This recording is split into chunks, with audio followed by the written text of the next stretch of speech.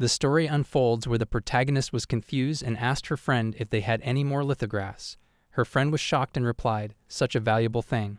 She denied and didn't agree that they didn't have any more. The lead uttered it was a valuable thing that got broken into pieces. The protagonist was very shocked and replied that there were only 2 of them left, and then she collapsed. A few months ago, at Jayadur Kingdom, Count Granz's mansion, the lead was very excited. She uttered large snowflakes and continued and said that tomorrow the snowflakes would definitely be up to her knees. After it does, she will definitely make a snowman. The lead then, in a confused manner, wondered what those were and tried to remember. She then continued and uttered things like that happens sometimes, and new words that she should not know, a mystery. The lead then saw a creature who collapsed near her house. The lead was shocked and uttered that the child was hurt. She ran towards that animal and stated she had to give him treatment. When she touched the animal, she was shocked and shouted that the memories were poured into her mind, and she mentioned it was her previous life. She cleaned the wounded animal and uttered, "Reincarnation in another world, is it?" The lead remembered and recalled her past life memories where she was about 30 and was a company employee, but she wasn't special. She then stated that she was responsible and provided guidance to several juniors and was properly self-reliant. She mentioned that, however, the juniors who were working under her resigned because they got married or they changed their career. She then wondered if her junior got desperate after knowing that she had died because every day a new person was hired. The lead then wondered how she died and uttered she didn't remember. She stated she had a rough life and only enjoyed reading fantasy novels, and her favorite novel was I Will Love You Eternally, My Wild Rose. The lead started mentioning the character of the novel, who was named Mirabelle and was born in downtown. Mirabelle enrolled herself in the country's best educational institution, the Magic Academy, as a special student. It was not just her talent that was blooming. She also got acknowledged by a sacred beast. She was one of the most modest and earnest students of the academy. Just because of this character, prominent students of the academy became her friend one by one. Mirabelle had a happy ending, with her getting united with the prince. She had a simple approach as it went towards the royal route. The prince's fiancé, who was a powerful magician, could have easily rivaled the heroine. She was mentioned as the story's main villain, who was named Serapion Granzeus. Then, out of nowhere, the protagonist uttered it was her. She was Serapion Granzeus in her past life. She mentioned in her past life memories, Serapion used her powerful magic and forced the white tiger to stand in front of Mirabelle's way. And she stated that the white tiger who got in her way was the same white tiger that was sleeping in her lap. She then continued by uttered that after she got defeated by Mirabelle, they became master and servant, and then she got imprisoned in the tower. She rotted away while they forcibly squeezed out all of her magical powers. The protagonist denied and stated she doesn't want to become a villain. Then she realized that the white tiger was shivering and his condition was getting rapidly worse. The lead stated that if the white tiger drank her blood, which has an abundant amount of magical powers, he would be healthy. But then she uttered, by the time she had probably a scenario has been formed. In a confused manner, she asked the tiger, "Does it hurt?" His eyes filled with tears, and he shouted in pain. The lead then hugged him and started singing a song to make him feel comfortable. Out of nowhere, the tiger kissed the lead on the cheek and asked the lead her name. She got shocked after listening to the tiger's voice. The tiger uttered that her magic was amazing, and he got better and thanked her. The lead, in a confused manner, uttered if she had a good luck charm or what. Then the tiger got excited and jumped on the ground. The tiger appreciated the lead and said her magic gave a nice feeling to him, and he decided that he would stay with her. The tiger started asking lots of questions to the lead, and the lead replied and asked the tiger if they could be friends. The tiger got excited and jumped on her and fell down on the lead's hand and started licking her hand. Then a glow emerged. She started staring at the tiger in a confused manner. The tiger stated that they both absorbed each other's body fluid. The lead then started remembering something and uttered, "Could it be something like that?" The tiger, in a confused manner, asked her what's wrong. The lead then asked the tiger's name. He responded and said Roundanofena and introduced himself as one of the 4 heavenly beasts from the moon goddess. He continued and said his predecessor has passed away and he is his successor. The lead asked him if it is okay if she calls him Rue, and asked him if she could still use her magic. The tiger questioned in a confused manner about her powers, and her powers were a combination of wind and fire. He further said that people who could see him had a very high amount of magic. In the lead's home, her father got shocked when he saw the tiger. The tiger continued and stated that only some key people could see him. He continued and mentioned that their wavelengths got aligned perfectly, and they both are tied together by a contracted relationship. The lead uttered, "Let's pretend that she never asked." The tiger mentioned that the only food source for him was the lead's magic, but it was so vast that even if he absorbed a lot, there would still be plenty left. The tiger stated that when nobles had their 6th birthday, they had to undergo a magical examination, then would be divided into advanced, ordinary, or none of the magic class. If he had gone to the magical academy at the rate that he had at that time, he would have definitely met the heroine. The lead answered she didn't want to go to the magical academy. The tiger commented she doesn't have to go, and he will teach her, and when they both would become adults, they both would go on a trip. The tiger then mentioned the lead had to clear some missions and her rank should be raised too. The lead got excited and uttered how nice her future would be. The tiger then asserted if he had gone to another school before the magical academy, he would never have been able to meet the prince and the rest. He continued and declared to the lead if she wanted to go to some other school that had the same rank as the magical academy, then there is only one, the Knight's Academy. The lead got excited and exclaimed that she would do her best and would definitely become a knight who can use magic. Afterward, when she would be an adult, she would go on an adventure with Rue. Then she saw that the tiger was sleeping. She uttered that the tiger was not impossibly strong, but she accidentally made a contract with a sacred beast. She then went to bed and slept with her brother and father. She started thinking, would she be shunned in the future by this family or get abandoned by them if she got defeated? She then remembered her past life and exclaimed that her past life memories didn't just get resurrected the moment she met Reuves, the tiger. For some reason, she got a huge amount of her old memories that weren't written in the novel, the way she suffered and got betrayed by the people she loved. It felt like a scream of grief and sorrow. She then stated to her father that she wanted to go to Knight Academy in the future. 3 years later, at the Magical Research Institute, the father questioned to the lead, "Does she changed her mind, right?" The lead denied and uttered that she would go to the Knight's Academy. She continued by saying that she had gone through special training with her brother for this, and she needed to somehow overcome this magical examination to get admission to the school. She then remembered how her brother taught her about the magical examination. The father stated that the lead's magic is enormous, and she will naturally be decided to get enrolled in the magical academy. He then asked her if it is okay to leave all this to Sir Rue.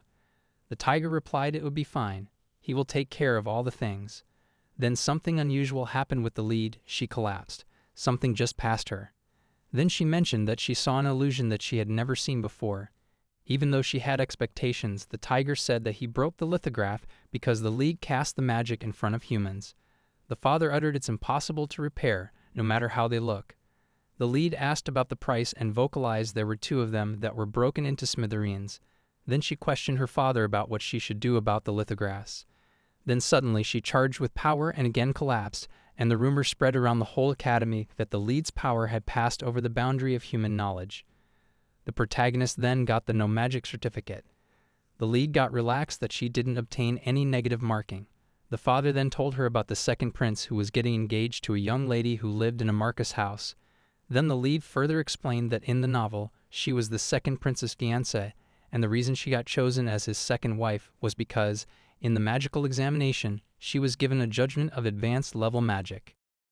Then she further read that to clear the entrance exam of Knight Academy, she must clear the written and practical skill test.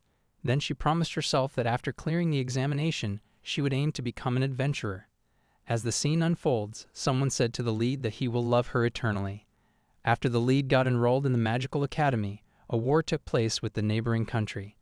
The lead was bowed down on the ground, and she saw a person who moved his hands towards her and said that she was excellent. He further said to surrender and be with him. Then suddenly, the lead woke up and realized it wasn't just a dream. It was part of the storyline. She continued and mentioned that villain Serafion, who held immense powerful magical strength, became the country's military asset. However, the heroine wanted peace, so she blamed her for everything. The villainess ended up driven out from her home country, hence she sided with the enemy country. The lead was about to disclose the person she saw in her dream when suddenly she heard a knock at the door. Her father conveyed good morning to her. The lead, in a hurried manner, agreed. Then the father further mentioned that her grandmother was there to see her. In the next scene, the lead had a sparring session with an old lady. They sparred so hard that, in the end, the lead fell to the ground. Afterward, the lead had a meal with the tiger. The father thanked her mother-in-law for guiding the lead to get enrolled in the Knight's Academy. He further stated that the protagonist's sword skills are not enough. She had to learn some more techniques too. The grandmother mentioned that she was the one who taught her granddaughter how to use the sword. The father accepted this and uttered that he knows about that. Then the grandmother further stated that her dagger skills are for surprise attacks or assassination, and if the lead has planned a trip with Lord Rue, she will teach her every skill that she knows. She then mentioned the name of her daughter, Lilifione, who bet her life and gave birth to the lead. The grandmother further uttered that she will never forgive the Granzius household for letting her daughter die in childbirth. She further mentioned that her granddaughter was chosen by a sacred beast and was blessed with vast miraculous power, and her dagger technique will be inherited by her granddaughter. Then the lead saw her grandmother and called her with excitement. The grandmother uttered that the noble family Toland is known for their warriors who put great emphasis on finding and serving a respectable master. She asserted her master is the lead and the sacred beast, Lord Rue. Then they started the training, and it went well. The father stated to the lead's brother that the magical academy is having a magical tournament for the students. He responded and declared that he was told by his teacher to participate, but more importantly, he wanted to pamper his sister who he hasn't seen in a long time. The brother mentioned that there are even more students who are participating in that competition, and he heard that there is only 1-year student. He further said that he wants to see his sister because she's fighting with some other family. The lead got excited and said that this kind of event has never happened in the novel, but she hesitated and stated that she can't stand out very much. If they discover her magical powers, she would automatically get disqualified, so she thought it would be better for her to disguise herself. Then the lead denied and stated it was all right for her. The father further said that it would be hard for him to hide the leaf for much longer. Then the grandmother replied that she is now more excited than ever. The protagonist's brother said to her that she needs to come looking as plain as possible. She responded to her brother's advice and stated that she understood that he doesn't want people to find out about her magical powers and he wants people to know her as an ordinary child. After listening to his sister's thoughts, the brother got something in his mind and mentioned that the strange bugs will definitely burst and appear around. Then they all went to the magical tournament to watch it. The lead stated that this was the place where she was convicted. She remembered her past life where the princess sang to her, "Let's not end it with a fight. Let's talk about it and create a world where not one person is hurt." Then she mentioned that all she did was try to fulfill the duty that she was assigned. She got scolded and listened to words like she didn't have heart, she was cold-hearted and not worthy to become a part of a royal family. Because of all these reasons, she sold herself to the neighboring country. Then, out of nowhere, Lord Rube shouted at the protagonist by her name, and her father also asked her, "What happened to her? Why did she spaced out?" She replied in a confused manner and uttered, "It's nothing," and stated that she recalled the memories and feelings of her past. She then vocalized that if she had truly walked the life of the novel, she had to organize her thoughts. She then calmed herself, took a breath, and said sorry to Rue, assuring him that she was fine. Then she uttered that she can't be swallowed up by the novel because the present life she lived was different. Then she went to the arena where she saw 2 students fighting with each other, and one of them was her brother Laruza. She saw that he won the match. All the people who were present at the arena shouted the name of her brother. They all got excited. She then, in a confused manner, asked her father if there is some sort of rule for chanting. She further stated that she doesn't really have to chant because in the academy they taught her how to chant. Her father responded and stated that everyone else also thinks like that. The lead's grandmother mentioned that it would be stupid to chant in an actual battle. Then the next fight started between 2 more students. Then the lead's grandmother saw someone step, got confused and uttered, "How would they have allowed such a person to enroll?" The match went to the semifinals, and the person got introduced as Highness Jiren. The protagonist was shocked when she saw him and commented, "The Prince of Gale got transferred here?"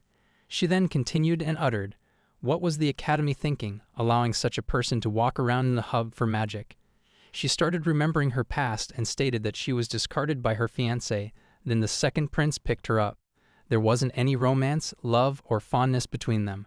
Although she was a prisoner of her own home, after being exploited as a weapon, she was then thrown away. She further stated that he saved her, and she wondered to what extent her in the novel was saved. Then the tiger called her Sarah and mentioned that her heart rate was accelerating sharply. She responded that she won't attend the magical academy and asked the tiger if he will go on a trip with her. Then she said that she had chosen a different path to walk away. Then she noticed that the tiger had bitten her and his magical power was flowing into her. The tiger commented to her that was what she was afraid of. He and the protagonist are both body and soul, and they both will always be together. Then she saw that her brother is the opponent of the Imperial Prince in the semifinals. Her father asserted and apologized in advance. Then her brother flicked his finger and exclaimed the signal for a change of plan. The referee started the match and both competitors started firing their magical powers. The match went very long, and at the end, the lead's brother accepted that he had lost. The crowd started clapping for the lead's brother and said that he fought well. Her grandmother was laughing and stated that she supposed that he won't be treated as a loser. Her father mentioned that everyone in the arena was praising her brother because he fought bravely. Then her brother jumped from the arena, went to her side, and apologized to her, stating that he is sorry even though he promised to win, but he lost. The lead, in a very calm manner, replied his brother was very cool and she wasn't disappointed. Then she asked her brother to promise to give his all time to her in the next break. Then they both started enjoying the moment. Out of nowhere, the Imperial Prince appeared and commented that he wanted to see the face of the first year who underestimated the fight but found something much more interesting. He asked the lead her name. The lead bowed down in front of him and replied that she is the daughter of the Count Granzius household, and her name is Seraphione Granzius. Then the prince stated that he wanted to see the figure that is on the shoulder of the lead. The lead got shocked and denied that he can see the tiger even though he has been covered in 3 layers of magical illusion. It was hard for her to believe that he could still sense the presence of a sacred beast. Then she replied, "Is there something wrong with my shoulder?" The prince just responded that she was trying to ignore her and really got some nerve and was getting wasted in country like that, so come to his side, and he would definitely create a worthy place for her. She got invited by the prince. Prince asked the lead to come by his side, and he would create a place more worthy for her to surrender. The lead remembered and stated that these words were spoken to her in her previous life. Then the people around the protagonist started murmuring about her. They mentioned her as the no magic girl. The prince continued and commented that even at that age, the lead was able to manipulate magic perfectly. He called the lead Your Highness and asserted that he wanted her more and more. Out of nowhere, the father emerged and responded that his daughter is only 6 years old and she doesn't possess any talent and sits at home quietly. He commanded the prince to stop his jokes. The prince responded that he knows who is joking. He further replied that he knows that even the Tolans are backing them. The prince then revealed his true nature. He used some kind of magic, and suddenly a bird appeared. The lead got shocked as if she knew the bird, then stated, "The Lord of the South Heavenly Beast." She further stated that the bird was the same as Rue. The people around them got shocked, and they whispered about the light that emerged into their eyes, but they couldn't see anything. The lead responded that she thought he could do this only to this extent, and he just divided them into 2. Only those who have enough magic can see a sacred beast, and everyone else can't. The tiger said that since the bird is here, they can't deceive him anymore, so he has to come out. Suddenly, an illusion was created. The people again started whispering, and they said, "Let's take a short break because the next semifinal match has started." It diverted their attention and obstructed their perception. The lead stated to the tiger that she wasn't able to live as confidently as His Majesty, and she was very happy that she became one of the humans who can see Rue. Roofs also thanked the lead. The bird asked, "Protagonist, has your predecessor Megan passed away?" The tiger replied, "A while ago, he was the successor of the West." The tiger said to the bird that His Highness has something else. The prince agreed he had, and it was convenient the lead obeys his order. The bird said, "For a sacred beast like her, she had such beautiful eyes." The bird stated that he doesn't particularly see the prince being unreasonable and forcing him to fight. He further stated that he liked the lead's strength and blushed by seeing her. The prince then asked the tiger to come to his side. Then the lead realized that he was just asking the sacred beast to join him, not her. The father, in a confused way, thought that first the prince acknowledged the lead, then he considered her an asset. However, the lead uttered that she would be happiest to go to the prince's side. The prince then asked the lead if she called him Your Highness on purpose. Then he mentioned to the lead that the moment she turns 16, she will be snatched by him, and she will become the imperial queen. The lead started saying that in the novel there wasn't a thing like this. This kind of development never happened. She was just a sacrificial pawn, and she got treated like trash. It was hard for her to believe the prince's words. She said her family status also differs and asked, "Does he want Rue that much?" Then the lead's brother appeared out of nowhere, snatched the tiger from her shoulder, and ran away.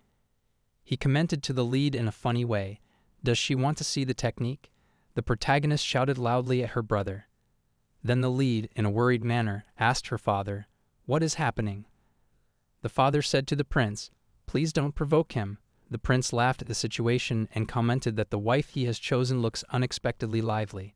The lead thought for a second and appreciated the prince's cuteness. The bird then uttered, "Your Highness, are you there?" They had to get ready for the next match, as if the prince got stuck in some thoughts. The prince bowed down on his knees and kissed the hands of the lead. He mentioned that it was very comfortable for him to stand next to the lead, who doesn't have magic, and declared that he will come to visit her again. The father and the brother of the lead got panicked and asked her if she was all right. The lead replied and said she was tired and wanted to go home. Then, out of nowhere, the tiger asked the lead where the basket for the lunch they carried was. The lead forgot that thing in the stadium and asked her father to relax. She would just go and pick it up. Then she saw someone who bowed down in front of a new person and uttered that he seemed to be of high social status and wondered if it would be okay to pass by him without stopping.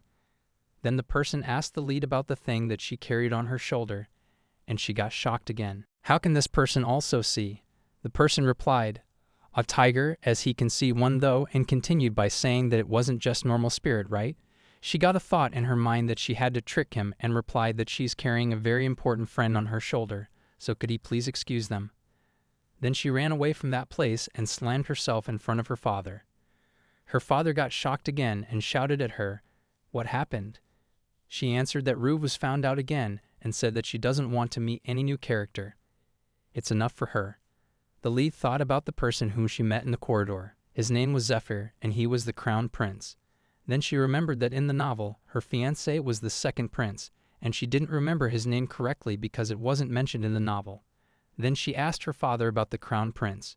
Her father replied that he didn't know that much about him, but regarding his weak constitution, he does have a feeling that he has heard of him somewhere. He further stated that if she will speak to him kindly, she will be one step closer and will get attention without being eliminated by the queen. There were also some circumstances that he never retained most of the time. The lead replied, in other words, if she would bid out them, then she will be removed from the academy.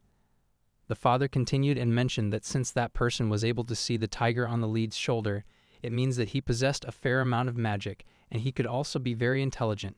He then questioned the lead, won't the crown prince's ability stand out if he entered the magical tournament? The grandmother, out of nowhere, agreed. She continued and stated that if they would ask the winner of the tournament, it would be His Highness Zephyr, and she's not just predicting it. She got a report from her ninja, who just arrived, that the prince is currently a second-year student, and until last year, there wasn't particular movements from him that stood out. He didn't even enter the magical tournament, but it appeared that his high color suddenly changed half a year ago, and he devoted himself to magic since then. There wasn't point in deciding who's the superior one between the two of them by watching both. She waited, but there is some kind of rumor that passed around of an incident that happened and shook up their lives.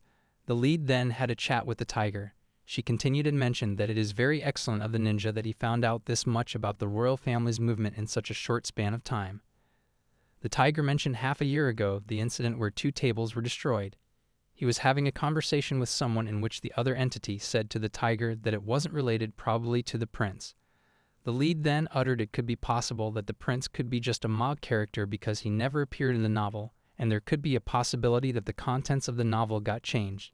It could be a welcome change for her, and as long as she knows about her opponent, she can avoid a lot of troubles. The father then stated to the lead that from now on, her brother will look into His Majesty's movements and let's move in a direction where their family won't be affected. She accepted her father's decision.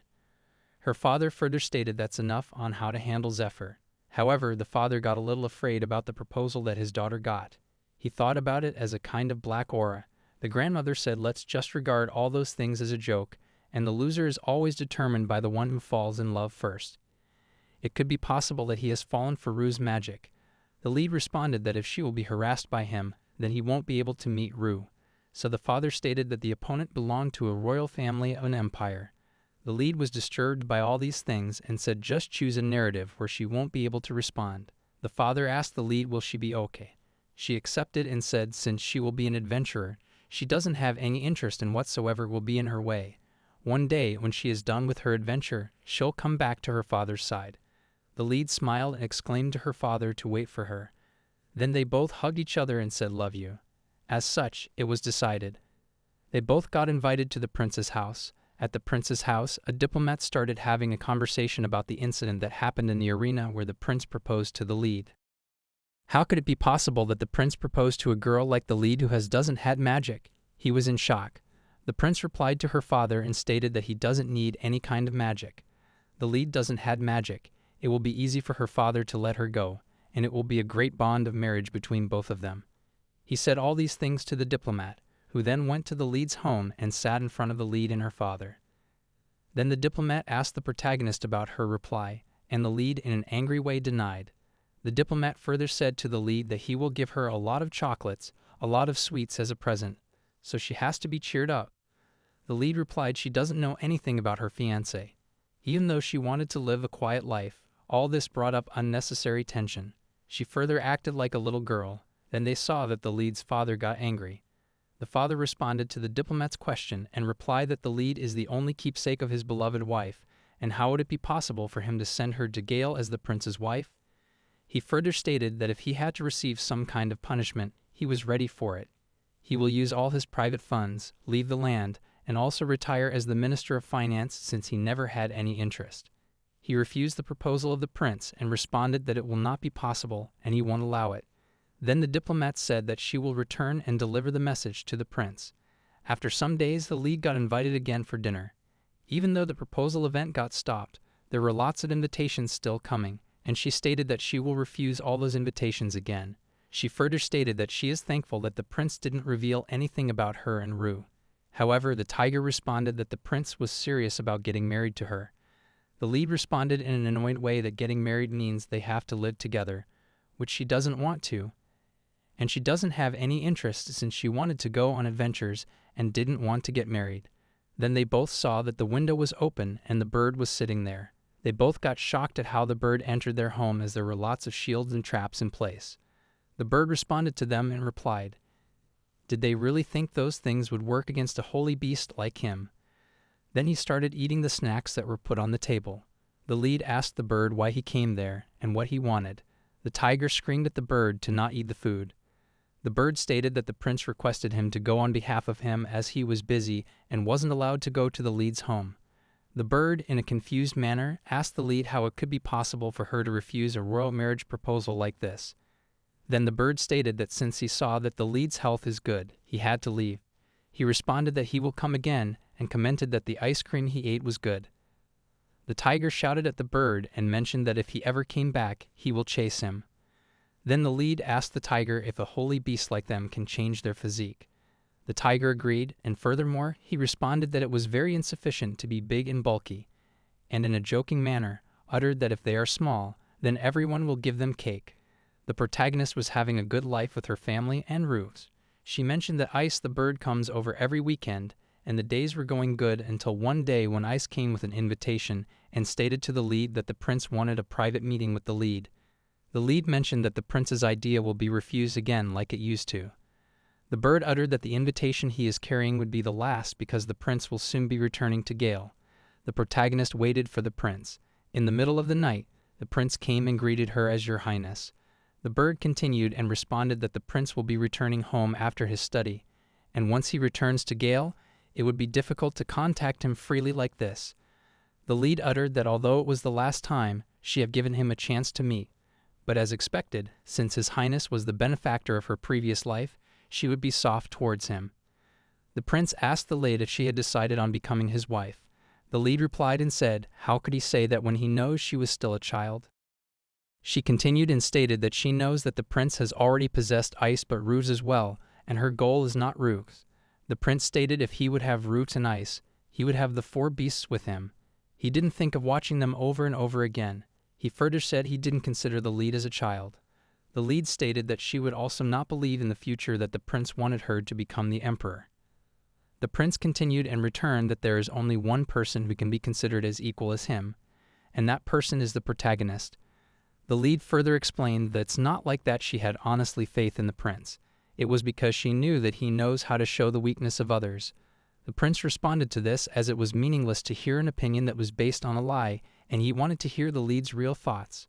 He further stated that from now onwards, he will be walking on an isolated path as he was the current emperor of Jil and was the first imperial prince, so he would walk on a road where a single person can't be believed or trusted. The lead responded, although the thought of a young girl like her can't help that much, but at least she would be honest with the prince. She then saw a shooting star and asked the prince, does he believe in shooting stars? The prince responded he doesn't. The lead further stated that if he wished 3 times before when the star was falling, any wish could have been true, and asked the prince what kind of wish he would have asked for. The prince responded, Seraphion, to be his queen. The lead responded that a queen has to be worried about a lot of things, like people who could have aimed for her life. The prince replied then he had to prepare some kind of special treatment for her to get her attention. The lead questioned, doesn't he have anything else for her? Then she held his hand and saw that a star was again falling down and shouted at the prince to pray. The lead prayed for the prince, for letting his highness's path be painless. The lead further stated that although it was for her own self-gratification, she wondered if it would have become a repayment kind of thing for his kindness that he did for her in a previous life. Things out of nowhere kissed her on her forehead. The lead got shocked. Then the prince left and said good night, and like this, the prince returned to Gael. After a few days, the lead was getting welcomed at the Knights Academy for the entrance exam. She got nervous. Her grandmother cheered for her and stated that everything would be fine. She further mentioned that they haven't taken any measure for the written test. The grandmother responded, since your body already contains the knowledge, have faith and go. Then the exam started. The lead started writing the exam. There were lots of questions that were asked. The lead replied to that question one by one. There were a few teachers standing there who said to all the students who were present that they will be assigned to the army or the garrison, but they had to start from the same rank as the platoon leader. If a person ranked above average but took the magical examination and was 6 years old, they will be enrolled into the magical academy. But in the Knights Academy, they accept both the commoners who doesn't have magic as well as those who possess magic. They further explained that they won't be charged for tuition and dorm living. These expenses would be almost free. The lead got a little nervous and stated that there were 50 people who would have been smarter than her, and furthermore, that year only 50 people would be admitted. At her home, she stated that the return test was somehow easy. Then she was having a conversation with her grandmother, father, and the tiger. She uttered that all the topics that they have taught her had been drilled into her multiple times. She thanked everyone and God. Then she went for the practical examination. She stated that she would do her best. The practical examination started. The lead was doing great. She was fighting bravely and she scored, but suddenly the opponent took advantage of the lightning and aimed at her back, but she was too attentive and got him. Then the referee shouted that was enough. They both can be separated. The next day, on the notice board, the results were there of the students who got selected. The lead prayed to God and went to see those results. She got very excited and went to her grandmother and shouted that she passed and hugged her. The tiger and the grandmother congratulated her. She thanked her grandmother for teaching her those valuable lessons because she was the one who taught her how to deal with all the things. The grandmother then again congratulated the lead and stated that it was the result of her efforts. Then, out of nowhere, the colonel came and saluted the grandmother. The lead got afraid because he appeared suddenly. He was there to give the grandmother some news, but the grandmother got frustrated and slapped him and reminded him that she has already told him to read the mood whenever he says something. The lead again got shocked and uttered, "Is that a person that her grandmother knows?" The colonel apologized for his behavior and bowed down in front of the grandmother and the lead. The grandmother responded to the first lieutenant to tell him if he had any business with her. He stated that he was inspecting the entrance exam as an advisor to the night school. The lead stated that the general seemed to her at the top of the military in the country, and there was only one general in all of Jador who was in charge of the magical division, and her grandmother was also on duty when the previous general was there at that time. Then the colonel stated that he had heard that at the entrance exam, there were very different examinees who came that year, so he went to see the situation. The lead shouted, "Different how?" She thought the colonel was making fun of the students who entered that exam. The colonel stated to the lead that he wasn't making fun of them, it's just because the examinees who attended those exams were excellent, and he went to the exam hall to meet all of them. The grandmother stated to the lead to sit down and be calm and mentioned to the colonel that Serapione is her grandchild. She stood up and was leaving the hall. Then the colonel added that he would get straight to the point, and he questioned the grandmother if her granddaughter has magical power. The grandmother responded that the lead doesn't possess any magic. Then the colonel stated that he felt a vast amount of magic, and that was not the lead's magic. The lead uttered that the colonel can feel the tiger's magic, and if she didn't have the illusion magic, then he would have definitely been able to see him. She was glad that the head of the army was a very talented person and appreciated him. The grandmother stated to the colonel that it was his imagination and her granddaughter doesn't possess any magic, and she passed the examination just because she got the special training from her. The lead replied she did truly experienced it. The colonel stated that he was able to get his point because he was able to sense the enemy's magic and shouted that the lead definitely had some kind of magical powers. Then why did she said that she was the only advisor? The grandmother further commented that there were lots of excellent youths who wanted to learn, and does it make sense to cut a student like the lead because of some tribal circumstances? The grandmother responded that it was definitely not like that. The colonel replied he understood and he will definitely welcome the lead. However, regarding the magic, there were rare cases of people who have walked away after the magical examination. The lead stated she had heard about acquiring magical powers through manifestation. The colonel further replied if she would have manifested, or if she wanted to manifest, it would form immediately and will become her power someday. So he wanted to fuse the military arts and bring them together, the sword and magic, and he wanted to create something new. He believed that after the creation of such a thing, it will definitely help them, and their country will be protected. The lead uttered in a confused manner, magic and sword infusion. How could all these things work? The colonel further stated in this country, the children who possessed magic were surrounded by magical teachers, and he can't raise any children who learned to fuse both magic and the sword. His magic was manifested when he was in school, but because he was weak, he wasn't brought to the magical academy. So that's why after that incident, he started searching for a child who could do double fusion of magic and sword. If by chance another child would have appeared in front of him, he would have taught her. And if that would have happened, there would be a possibility that everyone who thought the fusion couldn't happen could have changed their mind because of that one person who could have shown them the fusion. The lead got excited, but she suddenly saw that her grandmother was staring at her. She apologized to her grandmother and said sorry, and then the lead snapped her finger, and something hit the face of the colonel. Then, in an excited manner, the lead said that she's on board and will help the colonel to make his dream come true.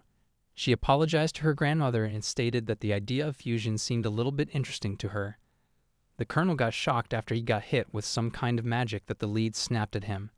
The colonel further stated that he already got possessed with the kind of magic he felt. The grandmother replied to the colonel and commented because he was too good-natured, that's why he felt that magic. If she would be able to do the fusion, she would win the colonel also and would have a great person by her side. The grandmother agreed to the thought of the colonel and stated to the colonel to rekindle their friendship from a long time ago. The colonel understood and replied that after graduation, the lead can choose her path. In the next scene, the lead got praised by her father and brother and the rest of the family members because she passed. She thanked everyone. The father said to the lead that the cook had baked a lot of cakes and cookies for her. The lead's brother was trending away from her and was very happy to see his sister, who achieved all these things at this young age, and uttered that she is truly aiming to become an adventurer with Lord Roos. He then remembered his past that was 8 years ago, where he was standing on the balcony and thinking about what would be the easiest throw that he could create. Then he thought that he had to protect his little sister too. He further stated that his mother raised him and his sister in a very cherished manner. However, his sister never got to feel how to be loved by their mother, and the feeling of that guilt always traumatized him. Then he started throwing again his magical powers to the trees, and suddenly he heard a sound. He thought he had hit something. He further stated that the house in which he is living was protected with a lot of good security, so it couldn't be possible for an intruder to enter. Then he saw that there was a blood stain on the way to his home, and he followed the blood stain that was going to the room of his home. He got scared and thought that what if he would have hit his sister, the lead, but he couldn't hear any screams. He got so scared that he wasn't able to open the door also. Then he ran and thought what should he do.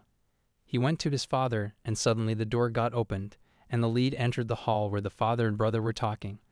They saw that there was a small tiger on her head. The lead stated that he got hurt and was bleeding, and she saved him, and they became friends. The father got shocked, as did the brother, and both responded, "How could a holy sacred beast like the tiger become friends with her?" The lead went to her room and the brother followed. The lead opened the door and asked her brother what happened. Then he started crying and apologized to the tiger that he was the one who hurt him, and he kept quiet because he got scared. He said sorry to the star as well as the tiger. The lead stated that she had told the tiger, the sacred beast, everything, and she can't hear his voice, but she asked the tiger about all the incidents that happened with him. The tiger replied that he was just watching the clouds and suddenly a strange weapon hit him. The brother continued crying and stated that while having dinner, he heard that Lord Roots had been seriously injured and stated to the tiger to please don't tell anyone that he was the one who hurt him. Then the brother continued and uttered that he thought he had killed his sister, so he got so scared that he didn't tell anyone. The lead commented, "Please don't cry, brother. She will take care of all the things," and also Roofs was not angry with him. "He also loves you, brother, as he loves me." Then they both hugged each other. The father was standing behind the door, and he heard everything. He knocked and stated to both of them. Then the lead's brother apologized to their father also for not being able to tell the truth. The father commented since Lord Roofs has already forgiven him, then it's fine. But he guided them to take a lesson and to practice more self-control so that from the next time onwards, he won't do any dangerous kind of things and guided him to think twice before making any actions. From the next day, the brother accepted his father's decision, and that night, the three of them slept together on the bed. The lead then smiled and uttered that her sister was chosen by Lord Roo. The lead called her brother and asked him does he need anything from Roo. He responded, Lord Roo, to take care of his sister. Roof stated he would definitely. The lead's brother felt free from the bottom of his heart that his sister was protected, and he did not feel guilty. The lead commented as now she has passed successfully, she was free to go. The lead went to Jedor Kingdom, Tolan territory, by carriage and realized that place was governed by her grandmother. She stated to herself that she was selected and was being accepted into the Knights Academy. She would work hard and would train herself very hard until she got enrolled, and to embark her first step as an adventurer, she would join an adventurer's guild. She then thought that adventurers' guilds were available all over the world. She qualified for the fund execution, and she had to allow the guild for acting as an intermediary. She got frustrated when she listened to all the rules and regulations that were applied. She then went and opened the door where the examination was going on. When she opened the door, all got shocked when they saw her. There were lots of persons waiting for the examination. Suddenly, a lady came and asked the lead what she was doing in that place. Is she lost? The lead replied she went to that place to request for a plate of adventures and requested the receptionist to let her sit for the exam. The receptionist got confused when she saw the lead because she was young and responded to her request and said her to wait till she gets older and then come back again. The lead responded that she is above 10 years old, although she looked small, but she wasn't, and the lowest age for getting admitted for the guild is above 10. The receptionist stated that for getting admitted in guild, she had to fight some strong individuals, receive the plate. Then she asked the lead about her household from where she had come so that she can contact the lead's mother and father and she will give her some juice while she was waiting. The lead just grabbed the sword that was hanging on the wall and threw it down and stated that it would be fine for her if she would call a person who was in charge at that place. Theirs and Nest got shocked and everyone who was waiting there for the examination were also, they got so swagged when they saw that lead just threw and swung a sword so easily, and moreover the sword that was thrown by the lead was a Zagato sword that was magical. Out of nowhere, Tolan Guild's Master Z-Key entered. Stand-up person told the master that the lead had just thrown the Zagato sword. The master then saw the lead very carefully and welcomed her to the Tolan Guild and said one of the individuals to had a fight with the lead. The master further stated that the lead's strength will be tested first through a fight and introduced her opponent Kodak. The master further stated that he didn't want an introduction from lead, he just wanted to see what kind of power she possessed. The lead also commented that our connections won't be used as social backing and she preferred fighting. Kodak mentioned that the rank system that guild has was not proper. The master replied he will be the witness of the fight, and the A-rank adventurer Gilbert and the C-rank adventurer Matt would be the ones judging. Rubes then motivated the lead and commented that she had unlimited time, and this was her first step and she had to seize it. The protagonist commented that she was fine and she would definitely do it. Then the match got begin. The lead then swung the sword, but she got missed. The opponent took one step back. She figured out that her opponent was strong, but she jumped and threw some powers on him. She then slided down and went back to her opponent. The opponent realized that it's late and she threw the magic stars to her opponent and won. The master issued that the lead won the match, and the two judges and master started discussing about the ranks and gave C rank to the lead and congratulated her and stated that there would be some conditions that will be explained later. The lead got happy as she got past. She got excited and mentioned that she was an adventurer now. Roofs also congratulated her. The waitress then offered juice to the lead and apologized for her mistake as she felt that the lead was a child. The lead also apologized for her rudeness to the waitress. The receptionist then further said that she was been informed by the previous receptionist that she had to accept the arrival of a black-eyed fairy. The tiger laughed and uttered in the lead's ear that the receptionist mentioned her as a black-eyed fairy. The lead got a little frustrated when she was mentioned as a black-eyed fairy and asked that is obsessed about that word. The receptionist further explained that in Toland, once every 20 years, a black-eyed child had always appeared for the test. The children, those who had black eye, were stronger than the previous candidates despite their age. In other words, the lead was the one who appeared after 20 years. The lead then asked the master about the previous fairy and questioned him was it her mother. The master agreed. All the students got shocked when they listened to the protagonist's mother, and they all stated that the lead had those black eyes inherited and was Toland's one and only successor to Lady Elsa's martial art, and they stated her as their future federal law, and named her as Princess Serapione. The lead got a little nervous after she heard that, and stated that she has never heard someone calling her as princess. The tiger motivated the lead and mentioned that it was okay. The lead then stated to all the students who were present there to treat her as they would have treated a normal student. They all started gossiping again about her, so the lead commented that they should leave the topic for later. Then the master called Lee as this new adventurer and commanded her to introduce herself. She then introduced herself, and the master responded that he will be the caretaker of her. Then the person who was Lead's opponent asked her about his brother. Does she is relative of Laruza? The lead stated that he was her brother. Then the opponent mentioned that he again see the resemblance in her face of her brother. The lead got a little happy and thought that her brother also received some kind of recognition from that place. Then a random person called Lead by her name and asked is she the daughter of Liwapione, and asserted to get along with him. The lead got excited and asked the receptionist about the conditions for a rancy. The receptionist declared that she has to clear the jobs of francs so that she can request her choice then to be elevated to rank P, and she gave her a list of 5 things that she has to clear. The lead read that list and responded that she had some of the things that were mentioned in the list. Would that be okay for her, or she had to collect them again? The receptionist replied that it would be fine if she had those things already, she can submit them and find the rest of those, but she will check the quality of all the things and only the suitable things would be accepted. The lead then in a sudden me brought down all the things, and all the people who were present there got shocked again, and they all cheered for Lead and commented that she should be advanced to rank, and they all didn't have any objection. The lead got a little sad because the stuffs that she collected was Roo's toys, and whatever she collected was dependent on their friendship with the forest animals, but on the other hand she got cheered up because she qualified for the adventure and her next goal was to graduate from the Knight Academy. She stated herself that she would definitely avoid the Magical Academy. Then someone shouted that the entrance ceremony was around the corner. Chapter 7.5. The story went back a little when they were going to watch the lead's brother's magical tournament. The lead wasn't wearing any kind of ornaments, she just wore a plain one piece, and she was happy with the simple look that she had that day. She then ran towards her grandmother and apologized that she still hadn't changed yet and said that she will switch into her training clothes. The grandmother responded that she had some business, that's why she came early in a confused manner. Lead questioned, business? The grandmother responded with a present and stated that she had bought this present for Lead. Lead got very excited when she saw the sparkling gift that she just received from her grandmother and asked, Is that a hair ornament? Grandmother agreed, but it was a different color. The lead then saw her reflection in the mirror. The houseworker guided the lead on how to wear that. The grandmother mentioned that Lead's mother used to wear it like this. Lead got happy and questioned if the hair ornament was matching with her mother.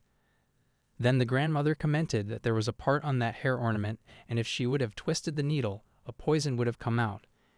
And that poison was so dangerous that a single drop of it would have killed her enemy. Lead got afraid after what she heard. Then they went to see Laruza's magical tournament. The lead recounted her journey of discovering her previous life through a novel, becoming its villainess, and meeting the sacred beast Rudenifena. She discussed how she avoided a miserable fate to become an adventurer, and mentioned the martial arts and magic training she received from her grandmother. She also described her registration at the Adventurer Guild. Now 13 years old, spring had arrived. She promised to work diligently as the freshman representative for the first year's class. As everyone clapped for her, whispers and gossip circulated about her connections and speculated success. Despite her excitement for starting school life, she encountered shock and gossip upon entering the classroom. In a humorous manner, she inquired about seat assignments, leading to laughter at her expense. Undeterred, she took her seat and noticed the pendant given to her as a Rank B registration plate. She reflected on her grandmother's words about the dangers of adventuring. Determined to become the strongest, she resolved to study hard. She learned from her father about an exceptional commoner at the Magical Academy, prompting her to seek relief in meeting them. However, she became emotional when dust got into her eyes, leading to laughter from her classmates. A fellow student defended her, reprimanding the others for their jealousy and stupidity. Grateful, the lead assured him that he would now be disliked by the other students. They discussed their talents and past encounters, leading to apologies and introductions. The lead accepted Nicholas's apology and introduced herself as Sarah. Nicholas further said for a commoner like her, it's not good to shorten the lead name. But the lead responded that it would be fine for her, and she further stated that this is what she usually go by at the guild. Nicholas got shocked and questioned, she already registered at guild? Everyone got shocked when they heard about this thing and asked which guild she was talking about. Lead replied, Toland. Everyone again got shocked, and it was hard for them to accept that she was from Toland. It's further stated that the titles doesn't have any meaning.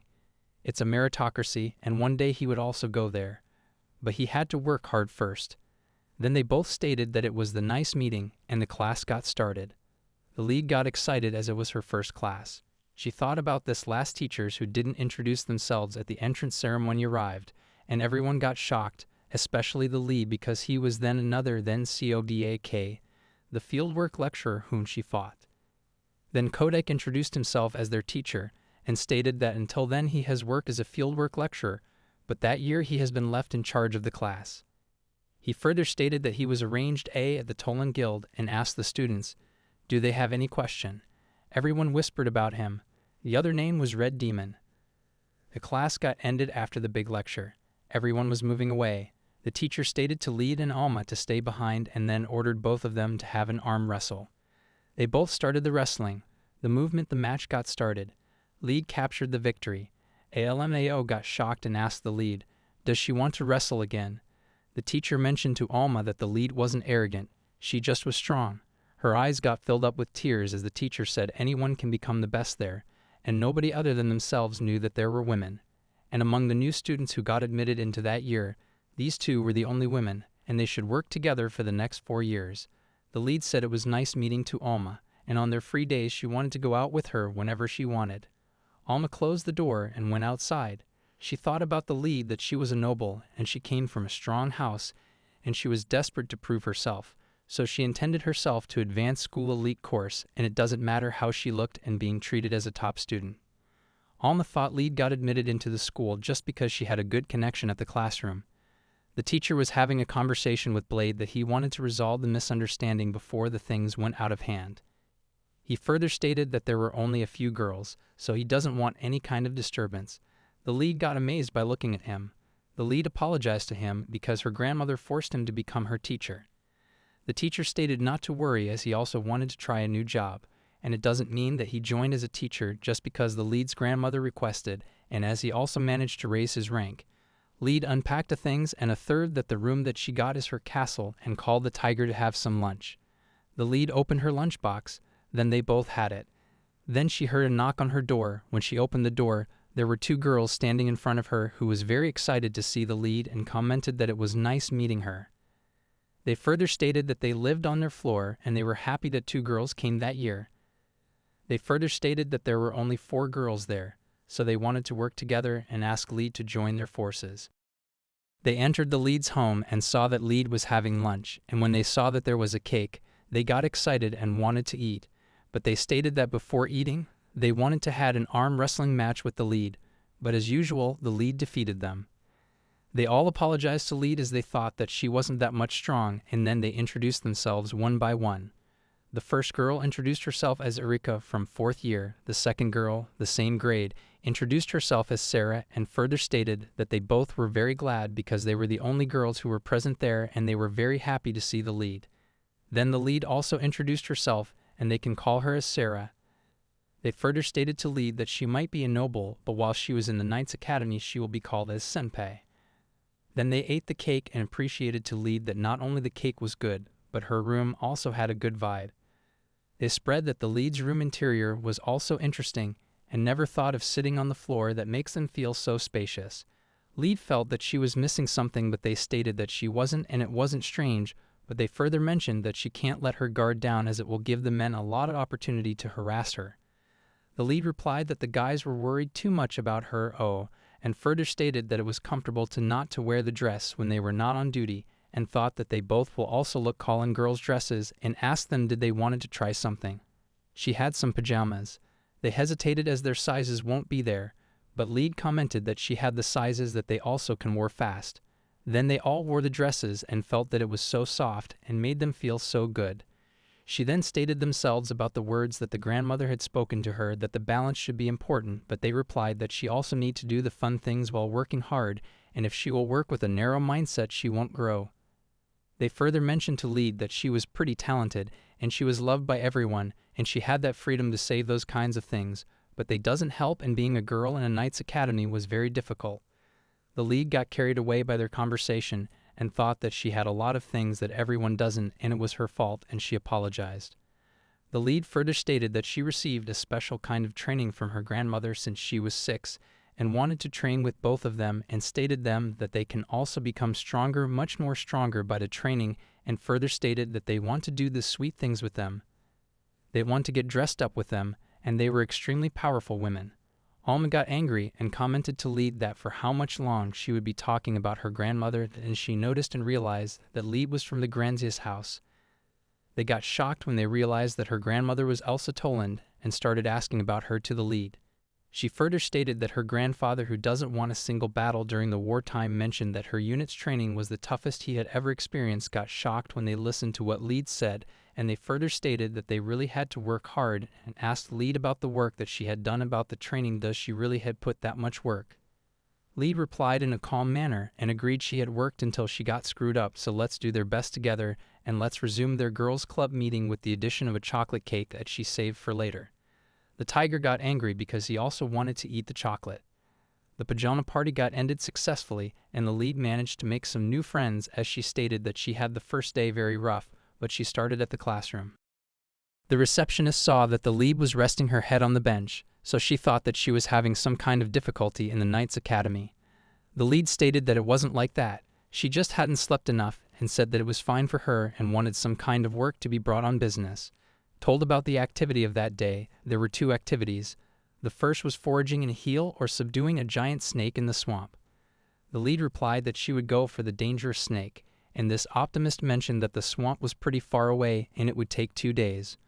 My bird, and it should be done in mandatory, but the lead commented that it was all right for her and she would take care of it and would take a shot at subduing the giant snake. She then went for the giant snake and sat on the tiger in the forest and asked them where they were going. The tiger replied that they had to go straight towards the big jingo tree. Then they saw some kind of signs on the way to the tree, and those were wrong. The lead further stated that a hunter was attacked by the big snake in that area, and the tiger saw and responded to Sarah that they had a guest, and the snake was there, but the snake wanted them to follow him. They followed the snake through a long path, and the big snake was there. As it was, they got trapped. The lead saw the snake and stated that this is the snake that she had to exterminate, but the snake seemed injured to her. There were lots of marks on the snake's body. The lead then turned back and saw there was one more snake and got a little afraid. But the tiger stepped up and said that all the animals know him, and the snake was asking for help. That little snake was the daughter of the big snake that the lead was going to catch. The son stated that it was a long story. The tiger said that he would listen to the story until the lead healed the snake. The lead then saw the marks that were on the body of the snake and stated that they were from electrical magic and that the snake was exposed to a large amount of it. The electrical magic can damage the internal organs and nerves, and it wasn't easy enough to simply patch up all the wounds of that snake. Since the snake was going to die, they needed a more powerful solution to get him healed.